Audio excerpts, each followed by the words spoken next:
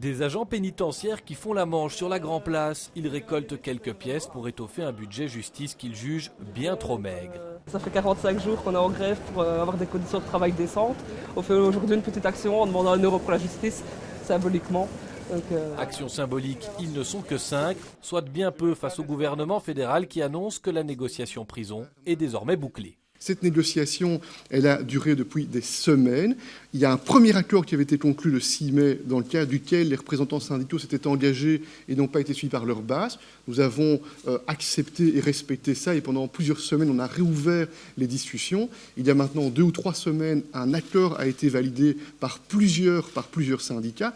Il faut aussi respecter les syndicats qui ont pris des responsabilités et pas donner le sentiment qu'on peut, de manière infinie, être dans une situation où on n'arrive pas à décider. Le message est clair. Côté syndical, on prend acte avec un certain dépit. On ne joue plus à armes égales, on a affaire ici à un gouvernement à la Thatcher qui ne veut rien entendre et quoi qu'il advienne ne bougera pas d'un iota.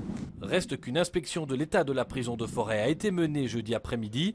Le bourgmestre pourrait, après analyse des rapports, décider de fermer au moins une partie du bâtiment. Ce serait une bonne nouvelle pour tout le monde si le gouvernement, le ministre de la Justice, mettait des moyens pour restaurer cette prison et pour en faire un outil digne et performant. Mais ce n'est pas le cas aujourd'hui. On sait que cette prison ne représente aucun intérêt pour le gouvernement.